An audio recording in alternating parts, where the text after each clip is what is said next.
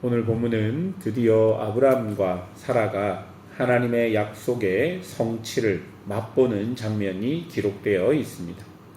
창세기 12장에서 아브라함을 부르셔서 후손과 땅 그리고 복을 약속해 주셨습니다. 하지만 그 약속은 참 이루어지지 않을 것 같았습니다. 여러 상황적으로 우여곡절들이 있었습니다. 기근으로 애굽으로 내려가 바로에게 아내를 내어줄 뻔하였고, 또 불안과 두려움으로 여종 하갈과의 관계에서 아들을 낳기도 하였습니다. 그리고 전쟁에 참여하기도 하였고 믿음 없는 결정들을 하기도 하였습니다. 그리고 결정적으로 아내 되는 사라가 아이를 더 이상 가질 수 없는 몸이 되기도 하였습니다. 즉 도저히 약속이 성취될 것 같지 않았던 상황이 아브라함에게 있었던 것이죠. 그런데 하나님은 신실하게 당신의 약속을 성취하셨습니다. 그 어떤 환경과 상황, 인간의 상식을 뛰어넘는, 그러니까 오직 하나님만이 이루셨다고 할 수밖에 없도록 하나님께서 약속을 성취하신 것이죠.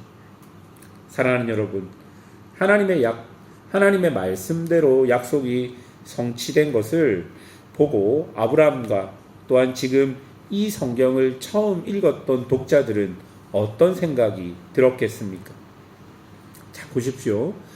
아브라함의 후손을 통해 온 세상이 복을 받게 된다는 그 말씀은 곧 하나님이 약속하신 여자의 후손이 아브라함의 자손으로 온다는 것과 똑같은 것이잖아요. 그러니 후손이 없을 것 같은 아브라함에게 하나님께서 기적적인 방법으로 후손을 주셨다는 것은 아브라함과 그리고 이 책을 읽고 있는 그 시대 독자들에게는 더 큰 약속, 그러니까 여자의 후손의 약속을 보게 하신 것입니다.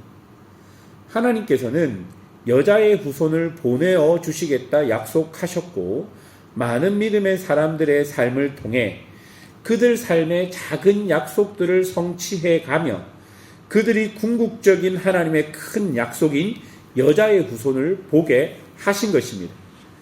그래서 많은 구약의 사람들은 여자의 후손이신 메시아를 직접 보지는 못했지만 자신의 삶에서 성취되는 하나님의 작은 약속들로 하나님을 보았고, 그 하나님을 통해 여자의 후손을 보았던 것이죠. 여러분, 우리도 마찬가지입니다. 우리는 지금 다시 오시겠다 하신 예수님의 약속을 기다리고 있습니다. 그런데 지금 세상은 절대로 이 약속이 이루어지지 않을 것 같은 상황입니다. 어떤 사람들은 요즘은 로켓을 타고 하늘을 넘어 우주로 가는 시대인데 언제까지 아직도 구름 타고 오신다는 예수님을 기다리고 있냐고 조롱 섞인 말들을 하기도 합니다. 그런데 여러분, 우리의 삶에서 성취되는 하나님의 작은 약속들, 그리고 다른 사람들은 모르지만 나와 하나님만 알 수 있는 그런 증거들, 여러분, 결국 이러한 것들이 우리를 성취되지 않을 것 같은 약속을 기다리는 믿음의 사람들로 만들어가고 있는 것은 아닐까 생각해 보아야 할 것입니다. 오늘 본문 첫 단락을 보면 계속 반복되는 문장이 있습니다. 여러분, 1절에 보면 여호와께서 말씀하신 대로입니다. 그리고 이 표현이 2절에서는 하나님이 말씀하신 시기가 되어 라는 표현으로 표현되었고, 4절에서는 하나님이 명령하신 대로라고 표현됩니다. 즉 하나님의 약속이 하나님의 말씀대로 성취되었다는 것을 우리에게 명시적으로 보여주는 것입니다. 이렇게 하나님은 약속을 성취하시며 하나님의 나라를 우리에게 보여주십니다. 그런데 이삭이 태어나면서 아브라함에게 근심이 생겼다 본문이 말합니다. 8절부터 보면 이삭이 젖을 떼는 날 큰 잔치를 벌였다는데, 이것은 그 시대 문화 속에서 태어난 아이들이 쉽게 죽었기에 젖을 떼는 날쯤 되면 이제 죽지 않겠다라고 생각해서 가정마다 큰 잔치를 벌였던 것입니다. 그런데 그때 아브라함의 아들, 애굽 여인 하갈의 아들 이스마엘이 이삭을 놀립니다. 여러분 9절에 놀린다라는 이 단어는 조롱하고 놀리는 의미를 가지고 있습니다. 이런 모습을 통해 본문은 이삭이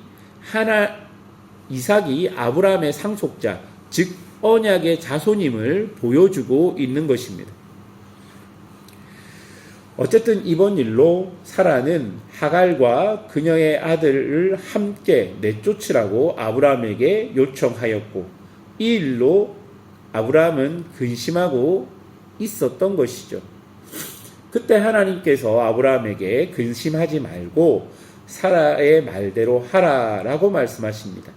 그리고 이스라엘 역시 한 민족을 이룰 것이라고 말씀해 주십니다. 한편으로 보기에는 불쌍한 여종과 그녀의 아들을 내쫓은 것, 또한 이것이 현재 중동의 여러 문제의 불씨가 된 것이라고 보기도 하지만, 분명한 것은 하나님이 하갈과 이스마엘을 버리시지 않았다라는 것입니다. 19절에서 20절 초반부를 보십시오. 하나님이 하갈의 눈을 밝히셨으므로 샘물을 보고 가서 가죽 부대에 물을 채웠다가 그 아이에게 마시게 하였더라. 하나님이 그 아이와 함께 계시네. 여러분, 매일 성경은 이 부분을 해석하면서 이렇게 말합니다. 언약 백성을 형성하는 과정에서 이스마엘이 제외되었지만 하나님의 은혜에서 배제된 것은 아니었습니다. 하나님의 계획은 모든 이방인도 그리스도 안에서 하나님의 백성이 되는 것입니다. 구약의 배경에서, 그리고 그 시대 배경에서 하나님은 아브람과 사라의 혈통을 보존하셨습니다. 또 그 혈통을 통해 오실 여자의 후손이 오시겠다는 약속을 지키시기 위해서 그렇게 하신 것이죠.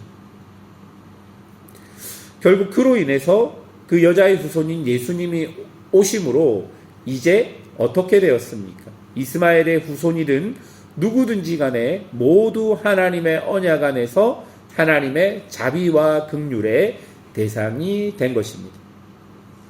사랑하는 여러분, 오늘 본문을 통해 우리가 꼭 기억해야 할 것은 하나님은 말씀대로, 즉 약속하신 대로 반드시 이루신다라는 것과, 또 하나님은 그 약속의 길을 지키시는 동시에 그 길 밖에 있는 자들을 버리시지 않는 분이시라는 것입니다. 그러니 상황을 보고 결론을 내리지 말고 하나님의 말씀, 하나님의 약속을 믿고 기다리는 은혜가 우리에게 있어야 할 것입니다. 또한 광야가 왔다고 하나님이 떠나셨다 생각하지 말고 함께 하시는 하나님을 찾는 성도들이 되어야 할 것입니다. 하나님은 언약에 신실하신 분이시고 그 언약을 통해서 모든 하나님의 사람들, 그리고 모든 이방인들까지 자비와 긍휼로 구원하신 분임을 꼭 기억하며 그런 하나님의 은혜 속에 오늘을 살아가는 성도들이 되시기를 주님의 이름으로 축원합니다. 함께 기도하겠습니다.